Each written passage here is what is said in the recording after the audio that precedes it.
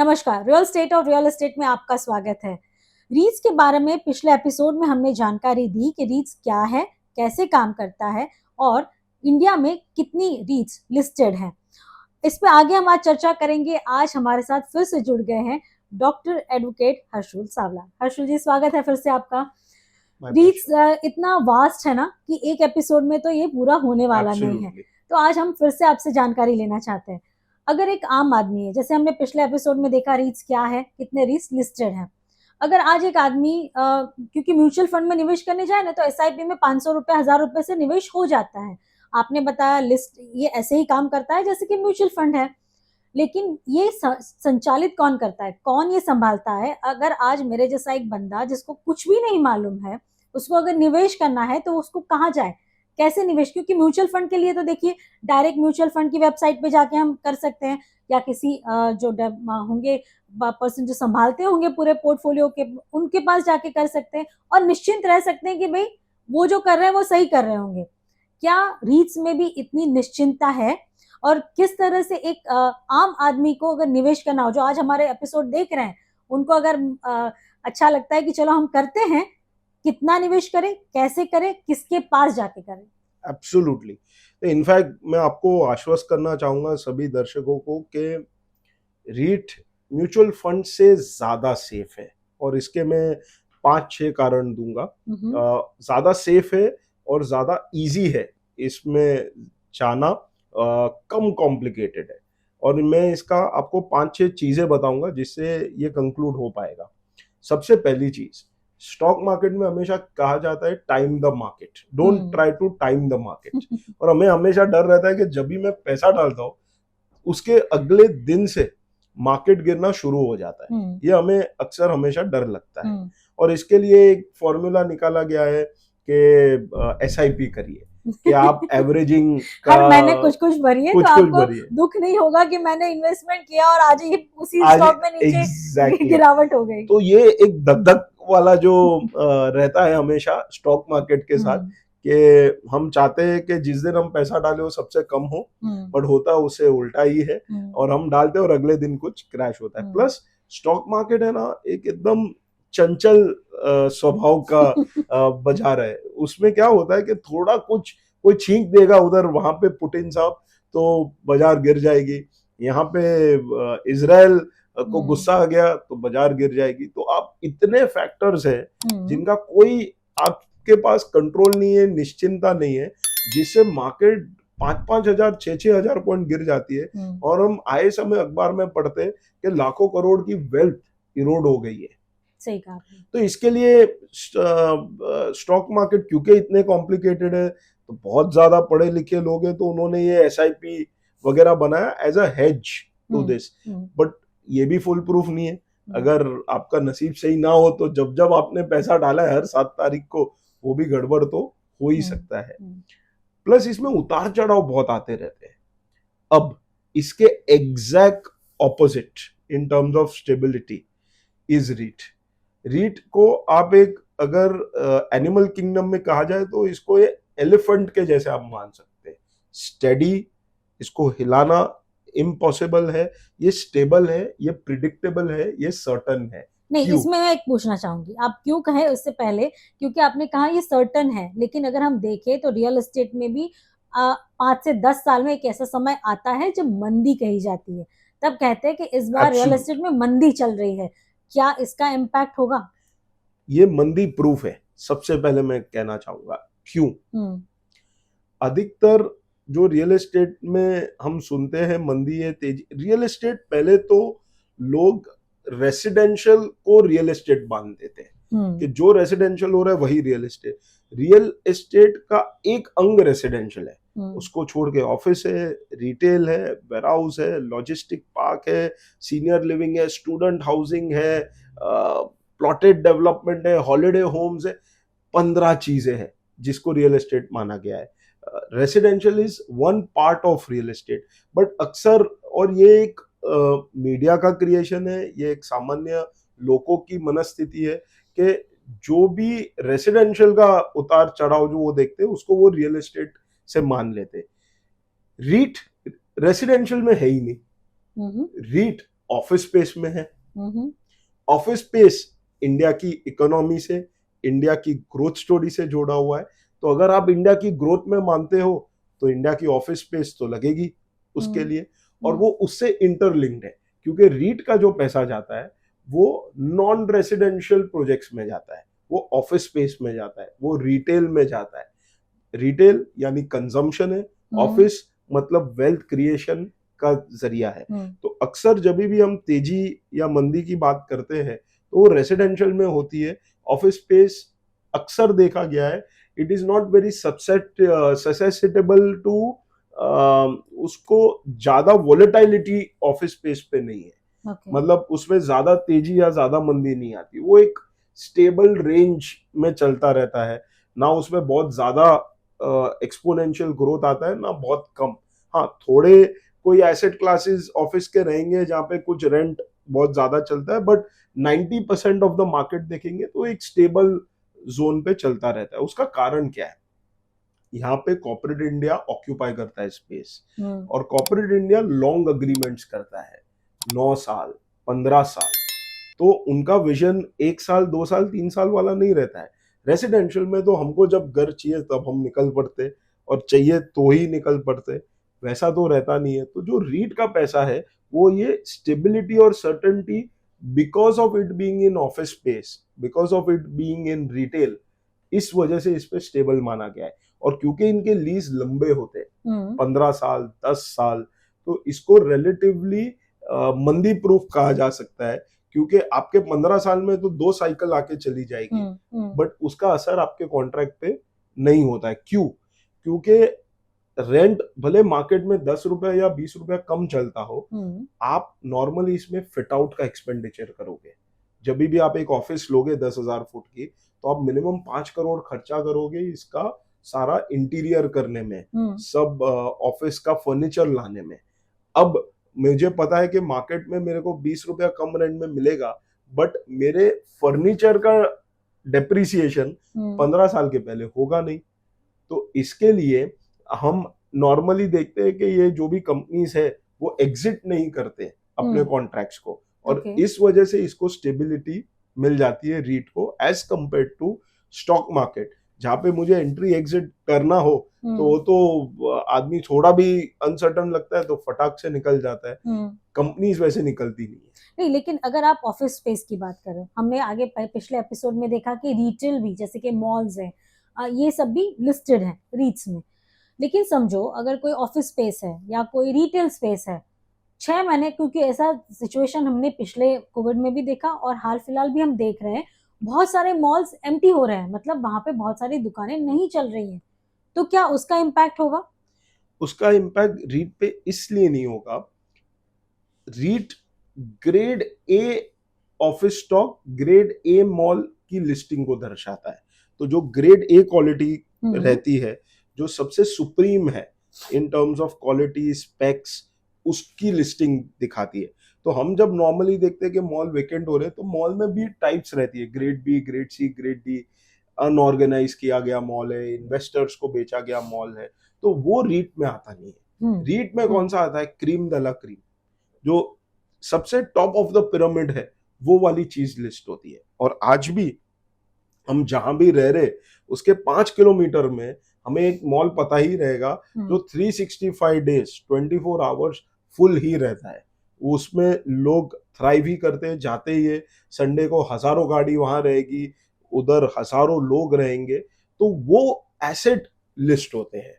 तो इसमें जो बाकी के जो मॉल्स है, जो नॉर्मली हम कहेंगे ग्रेड बी या ग्रेड सी डेवलपमेंट्स है, जिसमें इतना प्रीमियमनेस नहीं है, वो नहीं है। बट कैपिटल मार्केट्स में, स्टॉक मार्केट में सब प्रकार की कंपनी लिस्ट है, grade B, grade C, penny stocks, सब। तो ये रीट में एक इंपॉर्टेंट क्लासिफिकेशन है कि जो ऑफिस पार्क भी रहेगा वो एक, समझो हम गोरेगांव में जाते हैं तो एक नेस्को जैसा एक ऑफिस पार्क है, या हम ऐरोली में जाएंगे या मलाड जाएंगे तो एक माइंड स्पेस का ऑफिस पार्क है। अब वो केवल ऑफिस नहीं है, वो एक इकोसिस्टम है। वहां पे एफएनबी भी है, वहां पे एक एटमॉस्फेयर है, उधर लैंडस्केपिंग है, ग्रीनरी है, वॉकवे है, प्रोमेनाड्स है, वाटरफॉल है, स्कल्पचर्स है, तो वहां पे आप एंटर करते हो तो एक पूरा एक्सपीरियंस जो मिलता है, अब वो लिस्ट हो रहा है, ना कि एक strata single stand alone building जिसका कुछ अता पता नहीं है, वो कभी भी खाली हो सकती है। तो अक्सर जो कंपनीज ऐसी ऑफिस पार्क में आती है वो एमएनसीज होती है, वो खुद भी ग्रेड ए लिस्टेड कंपनीज होती है जो ऐसे ग्रेड ए ऑफिस पार्क्स में आती है, क्योंकि उनको भी अपने एम्प्लॉयज को बेस्ट वर्किंग एटमॉस्फेयर देना है, बेस्ट वर्किंग एनवायरनमेंट देना है। तो ये कंपनीज 15 साल की डॉक्यूमेंट करती है, 10 साल की डॉक्यूमेंट करती है, और ये रीट को स्टेबिलिटी डायरेक्टली इनडायरेक्टली प्रस्तुत करती है, क्योंकि ये कंपनी स्टेबल है, ये एसेट क्लास सुप्रीम है, और ये लिस्ट हुआ है। तो ये बहुत ही एक इम्पोर्टेंट पॉइंट है जो हमें समझना चाहिए। यहाँ पे OC received already leased out estate ही लिस्ट हो सकता है रीट में। तो ये सारे रूल्स एंड रेगुलेशन है एग्जैक्टली, वहां पे कोई दिक्कत ना हो। एग्जैक्टली, तो जो प्रोजेक्ट अंडर कंस्ट्रक्शन है जिसकी ओसी नहीं आई है वो लिस्ट ही नहीं होगा, ओसी आ गई है लेकिन ऑक्यूपेंसी फुल नहीं है तो वो भी लिस्ट नहीं होगा। तो इनवेरिएबली इसमें वही चीज लिस्ट हो रही है जो सबसे प्रीमियम है, और उसमें आपको 7-8% रिटर्न आ रहा है, तो इससे बेहतर क्या चाहिए।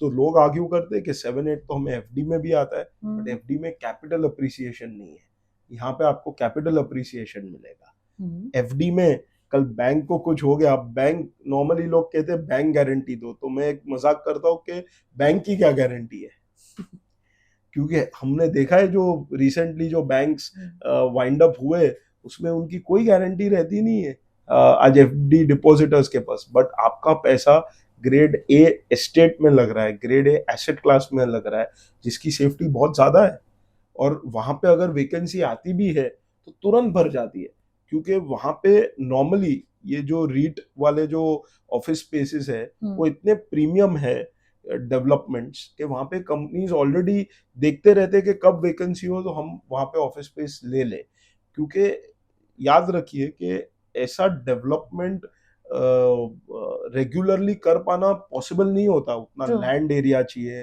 उस प्रकार का विजन चाहिए, उतना कैपिटल चाहिए। तो ये जो एसेट क्लासेस क्रिएटेड है आर वेरी यूनिक।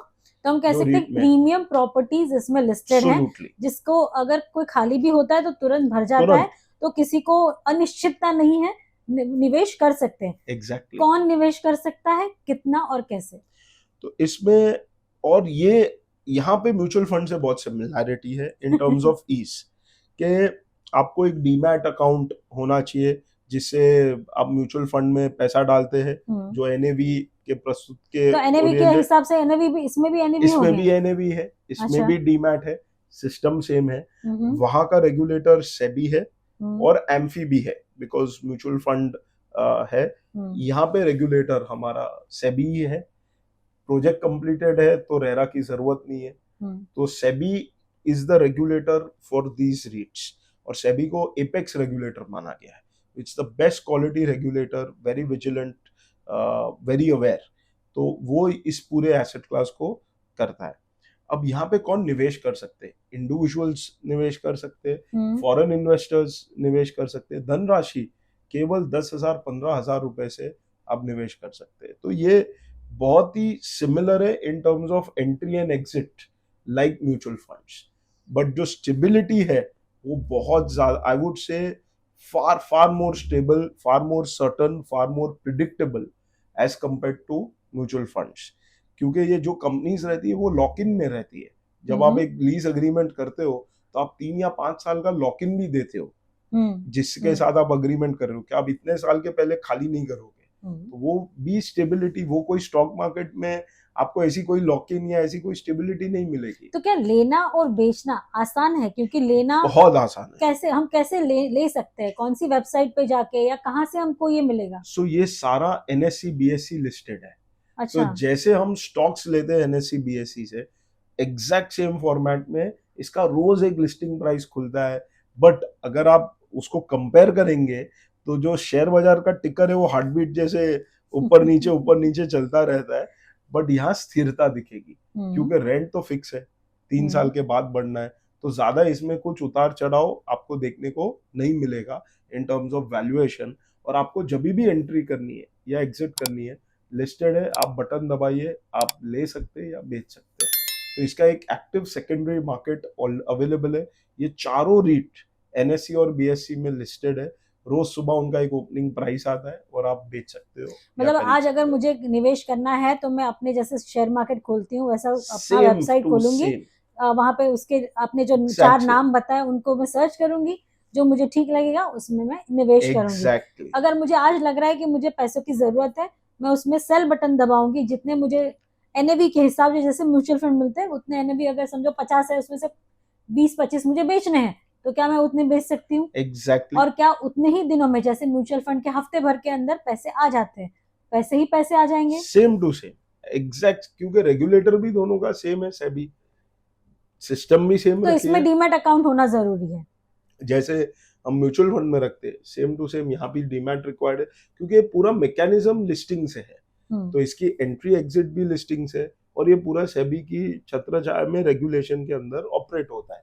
तो ये सेम प्रोसीजर है जैसे कि हमारे म्यूचुअल फंड का है, उसी तरीके से आपकी एंट्री एग्जिट और सारा रेगुलेशन।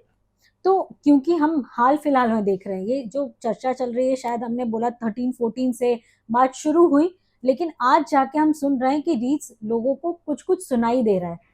इतना टाइम क्यों लगा लोगों तक पहुंचने के लिए? इसका कारण है रियल एस्टेट खुद ही के बारे में लोगों के अपने परसेप्शन है, स्टॉक मार्केट के बारे में भी लोगों के अपने परसेप्शन है।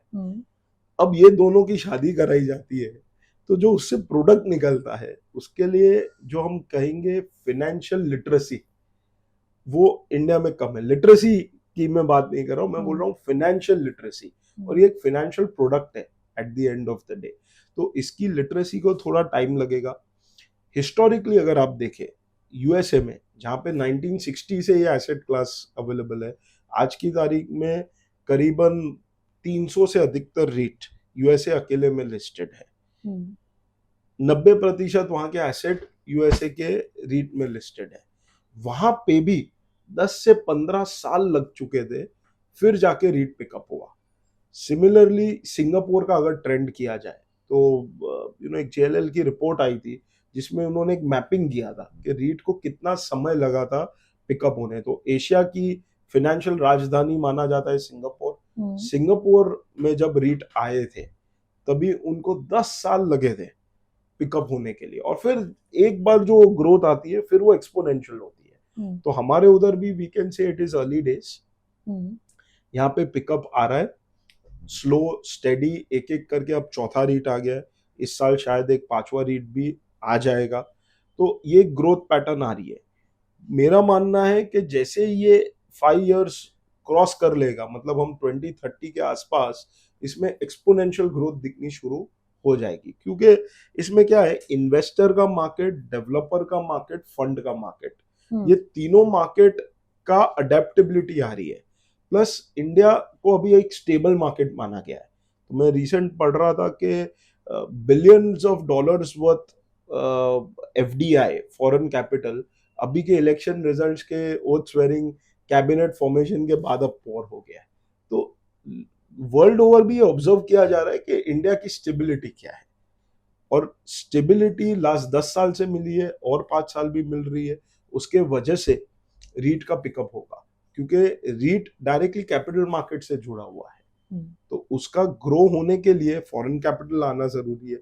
अब फॉरेन कैपिटल निवेश होते जा रहा है क्योंकि उनको इंडिया में स्टेबिलिटी दिख रही है, पीस दिख रहा है, कोई ऐसा चीज नहीं दिख रही है जिसमें ग्रोथ डिस्टर्ब होगा। आज एक हेल्दी 7.6% ग्रोथ रेट डिक्लेयर हुआ है जीडीपी का, जो G7 कंट्रीज में हाईएस्ट है। ये किसी भी कंट्री G7 की इतना ग्रोथ रेट नहीं मिला है। तो और हमारा पॉपुलेशन सेल्फ सफिशिएंट है, कंज्यूमिंग पॉपुलेशन है, सब ग्लोबल कंपनीज को अपने ऑफिसेज यहाँ डालनी है, इनफैक्ट प्रोडक्शन यहाँ करना है। तो वो दर्शाता है कि रीट का जो ग्रोथ है वो होगा, क्योंकि ये सभी को ऑफिस लगेगी, ये सभी को ग्रेड ए ऑफिस स्पेस लगेगी। ग्रेड ए ऑफिस स्पेस रीटेबल है और रीट का ग्रोथ ऑटोमेटिक उसी इकोसिस्टम से हो रहा है। तो ये पूरा जो एक माहौल बन रहा है जहाँ पे कैपिटल आ रहा है, कंपनीज आ रही है, लीजिंग हो रहा है, रियल एस्टेट डेवलपमेंट हो रहा है, फाइनेंशियल लिटरेसी आ रही है, स्टॉक मार्केट ऊपर जा रहा है, कंट्री की इकोनॉमी ग्रो हो रही है, जीडीपी ग्रोथ आ रहा है, वो सब डायरेक्ट इनडायरेक्टली रीट को सपोर्ट कर रहा है। और मेरा मानना है कि अगले 5-6 साल में इसमें आप 2 डजन से ज्यादा रीट देख लेंगे, जिस प्रगति से ये ग्रोथ हो रहा है। क्योंकि ये अभी धीरे धीरे सभी कंपनीज को लगता है हाँ इंडिया के इन्वेस्टर्स रीट एक्सेप्ट कर रहे हैं। अब 4 हो गए, 5, 6, 7, 8, 10 जब क्रॉस करता है तो 10 से 30 होने समय नहीं लगेगा। सही है।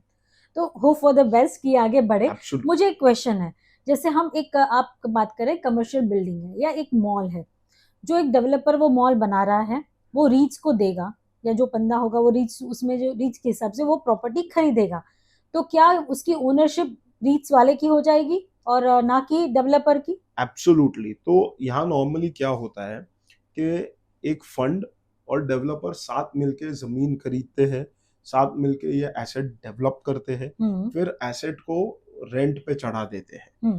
बाद में फंड को तो एग्जिट करना है, डेवलपर को भी एग्जिट करना है, तो एग्जिट के लिए आता है आईपीओ, जो है रीट का आईपीओ, और उस द्वारा डेवलपर और फंड दोनों की एग्जिट होती है। ऑफ कोर्स वो थोड़ा स्टेक रिटेन करते हैं, 20%, 30%, जो भी सेबी मैंडेट करता है, ताकि कंप्लीट 100% एग्जिट ना हो, और उसके बाद इंडिविजुअल इन्वेस्टर्स आते हैं। तो जैसे जो पूरा पोर्टफोलियो है स्टॉक मार्केट का, वो एक ट्रस्ट ओन करता है उस पोर्टफोलियो को, और लोग ट्रस्ट के यूनिट सब्सक्राइब करते हैं म्यूचुअल फंड में। सिमिलरली ये पूरा एसेट ओन करता है रीट का ट्रस्ट। इसके लिए रीट का नाम है रियल एस्टेट इन्वेस्टमेंट ट्रस्ट। तो एक ट्रस्ट ओन करता है उसको, और जितने भी इन्वेस्टर्स है वो उसके पास इस ट्रस्ट के यूनिट्स रहते हैं। तो owner of the asset is the trust.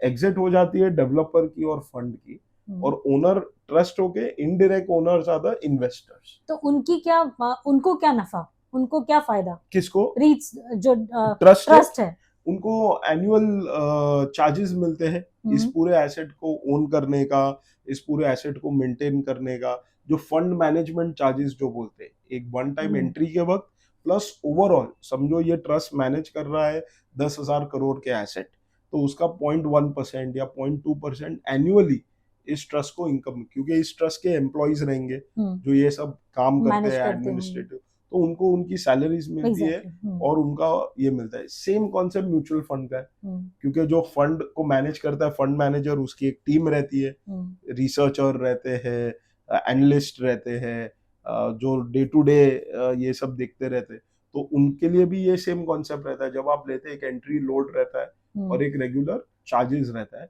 जो इनको हम भरते हैं एज इन्वेस्टर्स, और वो बहुत ही माइनर रहता है in return of the value of the services जो हमें मिल रही है। क्योंकि रिमेंबर एक ऑफिस 10,000 करोड़ मैनेज कर रही है, तो उनके लिए जो उनका निकालना, समझो 10 करोड़ भी निकालना हो तो बहुत छोटी रकम हो जाती है 10,000 करोड़ के कंपैरिजन में। तो जो ट्रस्ट है, समझिए उन्होंने almost 80% of the property reach कर दी है। क्या ऐसा अभी तक हुआ है कि उनको वो कभी ऐसा हो कि वो बेचने की जरूरत पड़ी हो या बेचने की सोची हो? क्योंकि अगर उसका अप्रिसिएशन हुआ है तो अगर आज मेरे घर का 10 लाख का 50 लाख हो गया तो मैं बेच दूंगी। एग्जैक्टली। तो क्या रीच को भी ऐसे अपॉर्चुनिटी मिली है? क्या रीच ने ऐसा कुछ किया है? और किया भी है। जब भी रीट को लगता है कि मुझे अभी कोई एसेट को सेल करना है या कोई एसेट को मूव करना है, और तो वो ट्रांजैक्शन कम होते हैं, क्योंकि हमें याद रखना चाहिए रीट में 500 करोड़ के ऊपर के एसेट्स रहते हैं। तो आज एक 500 करोड़ के ऊपर की चीज खरीदने वाले लोग भी बहुत कम है, तो फ्रीक्वेंटली नहीं होता है, बट ये बहुत नॉर्मल सी बात है, देखा गया है और व्यवहारिक है कि एक एसेट को अगर उनको सेल करना है तो रीट ने सेल किया भी है, ऐसा कोई इसमें पाबंदी नहीं है, और उसका रिटर्न्स जो भी है वो मिलता है। खाली इसमें प्रोसीजर्स बहुत सारी रहती है टू सेफगार्ड इन्वेस्टर इंटरेस्ट। तो जो बेचते हैं, समझिए अगर उनको जो कैपिटल अप्रिसिएशन ट्रस्ट को मिला है, करेक्ट, क्या वो पास ऑन होता है? वो कितना पास ऑन होता है? तो वो क्या होता है, वो एनएवी में बिल्ट इन हो जाता है, क्योंकि जैसे ही एसेट बिकता है तो एनएवी शूट हो जाता है, और एनएवी शूट होने की वजह से आप जो एनएवी होल्डर्स है, मतलब यूनिट होल्डर्स है, उसका ऑटोमेटिक पोर्टफोलियो वैल्यू बढ़ जाता है। तो इसका एग्जांपल लेने, समझो आप एक कंपनी है, वो कंपनी ने अपने एक एसेट्स बेच दिए, आप कंपनी के शेयर ओन करते हो, तो होता क्या है, वो एसेट जो बेचा है उसका 100 करोड़ आप में डिस्ट्रीब्यूट नहीं होता है, बट उसने में बेचने के वजह से कंपनी का स्टॉक प्राइस शूट हो जाता है और आपका जो स्टॉक लिया गया है समझो 500 रुपए में, उसकी वैल्यू 700 हो जाती है। तो ये सेम फिनोमिना इधर भी देखा गया है कि जब भी कुछ एसेट सेल होता है और अगर एसेट बहुत अच्छी तरह से बेचा गया है तो एनएवी में शूट ऑब्जर्व किया गया है। क्या कई बार ऐसा देखा गया है कि रेंटल इनकम में भी कमी आई हो या बढ़ोतरी हुई हो रीट्स में? ट्रस्ट के पास ऐसा एग्जाम्पल है, और क्या उसको पास ऑन, या समझो अगर बड़ा है तो वो पास ऑन कर देंगे जो उनको मिला है, लेकिन क्या वेरी कभी गुड कम क्वेश्चन। हुआ है तो क्या एनएवी कम हुई है? सो नॉर्मल क्या होता है, क्योंकि ये कॉर्पोरेट लीज होती है तो यहाँ पे 3 या 4 महीने का नोटिस पीरियड भी बिल्ट इन रहता है कि अगर मुझे वेकेट करना है जगह तो मुझे 3 या 4 महीने की नोटिस देनी पड़ेगी। उस वजह से हो क्या जाता है कि जो प्रोफेशनल फंड मैनेजमेंट टीम है, जो ट्रस्ट है, उनको पता रहता है 4 महीने पहले से कि ये अब 4 महीना लगेगा वेकेट हो, तो ये अपनी प्रोफेशनल टीम को एक्टिवेट कर देते हैं दूसरा लेसी ढूंढने के लिए और ट्राई करते हैं कि इसमें लॉस ना हो या कम से कम हो ऑफ द वेकेंसी। दूसरी चीज है, मैंने फर्स्ट एपिसोड में कहा था कि 100 रुपया रेंट आता है तो उसमें से मिनिमम 90 रुपीज रेंट उनको पास करना है। तो इसका मतलब 10 रुपया रेंट तक का बफर या सरप्लस मेंटेन किया जा सकता है। अब ये जो 10 रुपया है will be used on a rainy day, तो जब भी कोई वैकेंसी आ गई तो इसमें से डिस्ट्रीब्यूशन किया जा सकता है। तो वैसे ऑब्जर्व किया गया, क्योंकि 4 ही रीट है, ज्यादा समय नहीं हुआ है, तो ऐसा वैकेंसी का प्रॉब्लम अब तक तो किसी रीट में आया नहीं है। प्लस इनके रीट के भी जैसे आपके स्टॉक्स के अलग अलग रेशियोज होते हैं, debt equity ratio, price earning multiplier, वैसे इधर भी एक रेशियो है जिसका नाम है वेल, WALE। अब इसका फुल फॉर्म ऐसा है, what is the period for lease expiry, मतलब कितने साल में ये रीट खाली हो सकता है, मतलब ये रीट की जो प्रेमाइस है। तो नॉर्मली इंडस्ट्री स्टैंडर्ड है 9 years to 10 years, उतना समय लग जाता है इसको खाली होने के लिए। अब उसके पहले फंड मैनेजर सतर्क रहते हैं और उनका यही प्रोफेशनल काम है टू इंश्योर करना कि 100% occupancy is there and rents keep coming into the asset. तो ये प्रोफेशनल मैनेजमेंट के वजह से आपको ये एडवांटेज मिलता है कि वैकेंसी अधिकतर 99% रहेगी नहीं। तो मुझे लगता है अब तक तो मैंने बहुत सारे सवाल आपको पूछ लिए हैं, लेकिन एक आम निवेशक के तौर पे आपको कौन से सवाल ऐसे फेस करने पड़े हैं जो बेसिक हो लेकिन उसको एड्रेस करना जरूरी हो? मेरे हिसाब से इसमें 3-4 चीजें की डाउट रहती है। जब वर्ड रियल एस्टेट आता है तो लोग को stalled project, incomplete project, OCI नहीं है, सोसाइटी फॉर्म नहीं हुई है, वो सारे दुख दर्द ज्यादा रहते हैं। तो पहली बात मैं कहना चाहूंगा, ये केवल कंप्लीटेड प्रोजेक्ट में है। तो आपके ये सारे टेंशन जो रहते हैं रियल एस्टेट के, 90% टेंशन यही रहते हैं कि भाई प्रोजेक्ट कंप्लीट होगा कि नहीं। अब 10% प्रॉब्लम क्या रहता है रियल एस्टेट का, कंप्लीट तो हो गया, अब ऑक्यूपाई होगा कि नहीं, कि भाई ये बसेगा कि नहीं, मतलब इसमें सब फैसिलिटीज सही से चलेगी, अम्यूनिटी चलेगी, इसमें ऑक्यूपेंसी आएगी, रेंटल पे चढ़ेगा कि नहीं। तो रीट ये चीज भी सॉल्व करता है। रीट क्या बोलता है, इनकम जनरेटिंग कंप्लीटेड प्रोजेक्ट।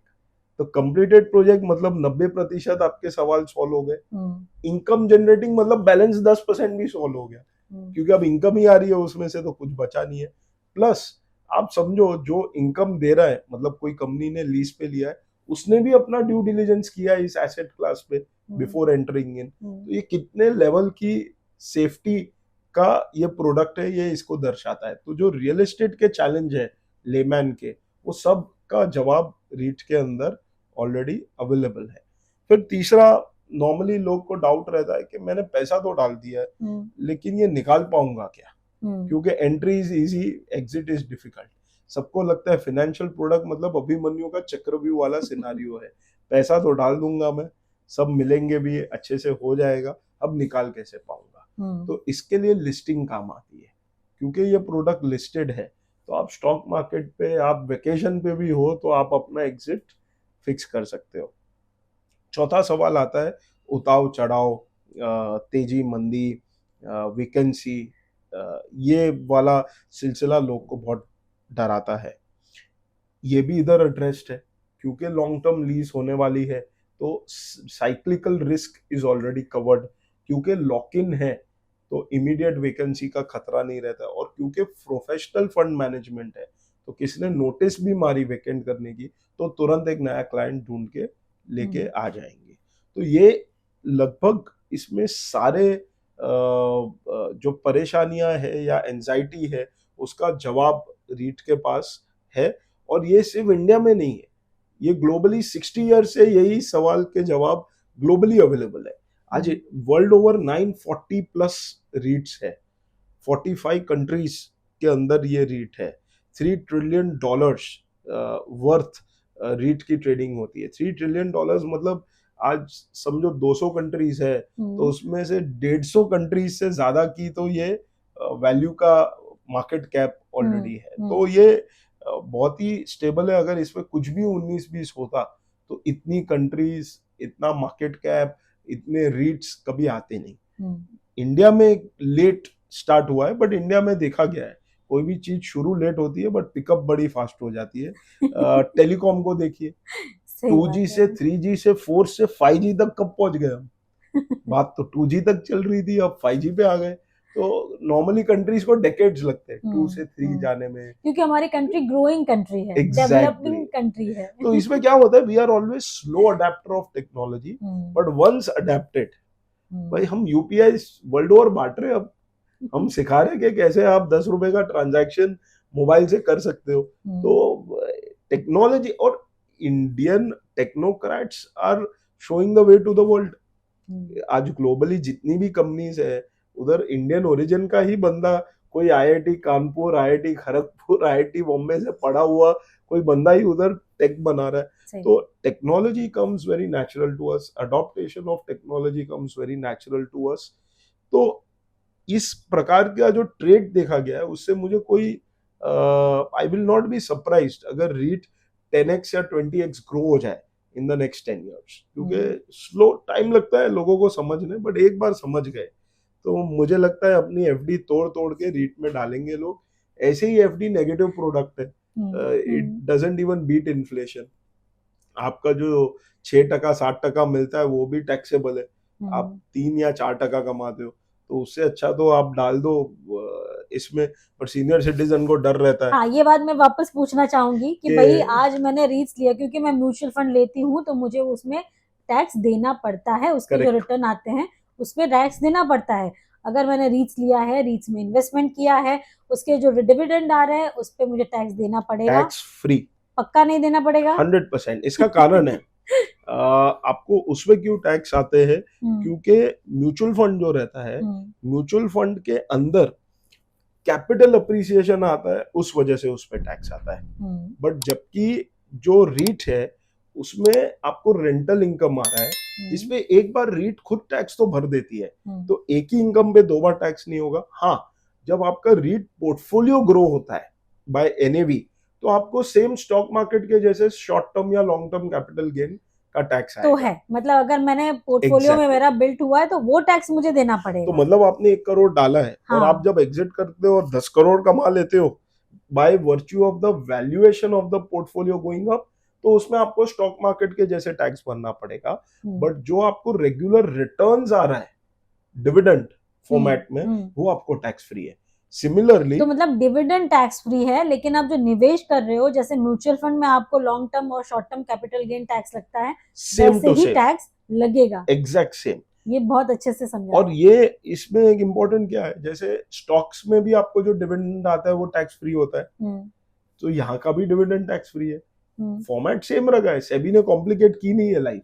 तो डिविडेंड टैक्स फ्री है, लेकिन जो आप निवेश कर रहे हैं म्यूचुअल फंड की जैसे, वैसे वहां पे आपको टैक्स लगेगा। बट इम्पोर्टेंट चीज ये है कि स्टॉक का डिविडेंड तो हार्डली 1% रहता है और यहाँ का डिविडेंड 7% 8% रहता है। आपने ये बात की तो मुझे याद आया, क्योंकि अगर हम कोई घर लेते हैं और उसको रेंट पे लगा देते हैं, या हमारे एसेंशियल कोई प्रॉपर्टी है उसको हमने रेंट पे दे दिया, तो यील्ड मुझे मैक्सिमम 2 या मैक्सिमम 3% मिल रहा है, उसके सामने यहाँ 7 to 8% मिल रहा है। Absolutely. लेकिन जब हमें ज्यादा रिटर्न मिलता है ना, तब एक डाउट होता है कि भाई ये सही है ना, इसमें से ये रिटर्न सही मिल रहा है ना, कोई कभी बंद तो नहीं हो जाएगा।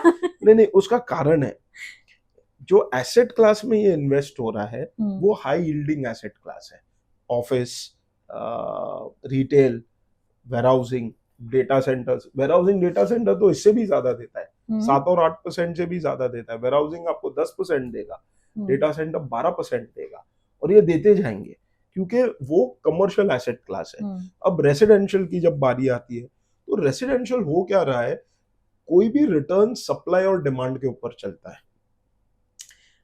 एवरेज मेरे पेरेंट्स के समय एफएसआई 2 की हुआ करती थी, अब मेरे समय एफएसआई 5 की चल रही है। At the same time growth इतना सारा हो गया है, सीआरजेड खुल गया है, ये वो, तो जो हम सप्लाई देख रहे हैं, जो कंपनीज का 20 साल का टर्नओवर होता था, वो कंपनी का आज एक प्रोजेक्ट है। तो इतना सप्लाई आने के वजह से आपका जो रेंटल यील्ड है वो ग्रो तो हो नहीं पाने वाला है। इसके लिए लोग कहते हैं कि residential is a and user product, residential is not a investor product. But पुरानी जनरेशन ने रेसिडेंशियल को एज अ इन्वेस्टर प्रोडक्ट देखा था, क्योंकि तब दूसरे ऑल्टरनेटिव रियल एस्टेट और तब मिलते भी थे, उतने रिटर्न मिलते भी थे। उसका कारण था डिमांड सप्लाई वापस। उधर डिमांड इतना ज्यादा था बट सप्लाई था ही नहीं, क्योंकि रेगुलेशन टफ थे, बिल्डिंग मटेरियल नहीं मिलता था, एफएसआई नहीं थी, कैपिटल नहीं था। अब ये चारों फैक्टर करेक्ट हो गए और इंडस्ट्री मैच्योर हो गई, लेकिन आपको अभी वापस 7-8% रिटर्न चाहिए और आपका पसंदीदा एसेट क्लास रेसिडेंशियल ही है। आप बोलते मुझे रेसी ही समझता है, तो वहां पे पिक्चर में आता है आपका वैल्यू एडेड रेसिडेंशियल, जिसका मीनिंग क्या है। आप करो को living, which is a better format of PG या मेस या हॉस्टल या बोर्डिंग। आप करो स्टूडेंट हाउसिंग, आज लाखों स्टूडेंट पढ़ते हैं टीयर 1 सिटीज में, जो आते हैं टीयर 2-3 से, उनको अच्छी फैसिलिटी चाहिए, उनको हॉस्टल में नहीं रहना है, तो आप स्टूडेंट हाउसिंग करो। आप सीनियर लिविंग करो, आज के सीनियर सिटीजन बड़े अमीर लोग हैं, उनको उनको हेल्थ केयर चाहिए, उनको हॉस्पिटैलिटी चाहिए, उनको कम्युनिटी एक्सपीरियंस चाहिए, जिसके लिए वो आपको खुशी से 8% रिटर्न दे देंगे एज रेंटल, अगर उनको ये सब मिल रहा है, क्योंकि उनको मेडिकल एड चाहिए, उनको एक लाइक माइंडेड कम्युनिटी चाहिए, एक सपोर्ट चाहिए, इंफ्रा चाहिए, हॉस्पिटैलिटी चाहिए। तो वैल्यू एडेड रेसिडेंशियल जो रहता है, जिसे को living, student housing and senior living कहते हैं, उसको अब आप कर दो एसएम रीट के अंदर, क्योंकि वो प्रोजेक्ट 50 करोड़ से 500 करोड़, वैसे अक्रॉस इंडिया हजारों प्रोजेक्ट्स है, डेवलपर्स भी कर रहे हैं। आप पुणे में जाओ, बैंगलोर में जाओ, चेन्नई में जाओ, प्रोजेक्ट्स ही प्रोजेक्ट्स आ रहे, और ये होना भी है, क्योंकि आज आप खुद देखिए, आप विले पार्ला चले जाओ मुंबई के अंदर, स्टूडेंट हाउसिंग की ऐसे लाइन लगी पड़ी है, क्योंकि 10-20 हजार स्टूडेंट उधर पढ़ रहे एसवीकेएम के अंदर। अब उनको हॉस्टल तो कोई ले नहीं पाएगा, और वो सब अच्छे घराने से आते हैं, टीयर 2-3 के, वेरी वेल टू डू, उनको अब्रॉड जाना नहीं है, उनका अब्रॉड है मुंबई। अब जब वो यहाँ आते, they don't mind paying rental, subject to उनको वाईफाई मिले, प्रिवेसी मिले, वो लैंडलॉर्ड की नोकझोंक नहीं चाहिए, उनको लॉन्ड्री सर्विस मिले, उनको मील्स मिले, और उनको एक अच्छा एटमॉस्फेयर मिले। आपको रेसिडेंशियल से 8% छूट जाएगा, वैल्यू एडेड रेसिडेंशियल सर्विस। तो ये नजरिया बदलना जरूरी है। और ये एसेट कहाँ पे लिस्ट होंगे? एसएम रीट में, क्योंकि ये एसेट रहेंगे 50 करोड़ से 500 करोड़। तो अब आपका अगर विश्वास है रेसिडेंशियल पे, तो एसएम रीट जवाब है, आपको वापस दे देगा 7-8%। बट आप फिर चले जाओ स्टूडेंट हाउसिंग, सीनियर लिविंग या को लिविंग के सेगमेंट में। बट आपको अगर नॉन रेसिडेंशियल पसंद है, office, retail, malls, warehousing, data centre, logistic park, तो चले जाओ रीट के डायरेक्शन में, वो आपको दे देगा। पर जवाब 7-8% का रियल एस्टेट के पास है, और जो बरकरार रहेगा, it is about value addition. इसके लिए रियल एस्टेट को डेवलपमेंट किया जाता है। डेवलपमेंट का मीनिंग है कुछ ऐड हुआ है, और वो एडिशन में ही ग्रोथ है, वहां पे ही आपका यील्ड है। So that is the whole point. तो जिस तरह से हर्षुल ने समझाया है, मैं कहूंगी जब पीएचडी उन्होंने कमाई है, वो इतनी डिटेल से बाहर खुल के आ रही है कि आपको आपके हर सवाल के जवाब बहुत डिटेल में हर्षुल ने दिए हैं। और आई गेस यहाँ पे ये खत्म नहीं होगा, बहुत सारे सवाल जो आज मेरे मन में थे वो शायद आपके मन में होंगे जो मैंने हर्षुल से पूछे हैं, लेकिन इससे रिलेटेड कोई भी सवाल अगर आपको आता है आप हमें ट्वीट कर सकते हैं, आप हमें SMS कर सकते हैं, आप हमें ईमेल कर सकते हैं। आपको हम इस सवाल के जवाब आने वाले एपिसोड में ज़रूर देंगे। इससे रिलेटेड और कई जानकारी भी हम लेके आएंगे जिससे हर्षुल आई गेस बहुत Absolutely. इजीली हमारे दर्शकों तक पहुंचा पाएंगे। Absolutely. तो बहुत बहुत शुक्रिया हर्षुल Thank you. समय निकाल के इस पूरी जानकारी को देने के लिए। Thank you. Thank you. तो real estate of real estate पे हाल इतना ही, लेकिन रियल एस्टेट से जुड़ी ऐसी इंटरेस्टिंग चर्चा के लिए do like share and subscribe. Thank you.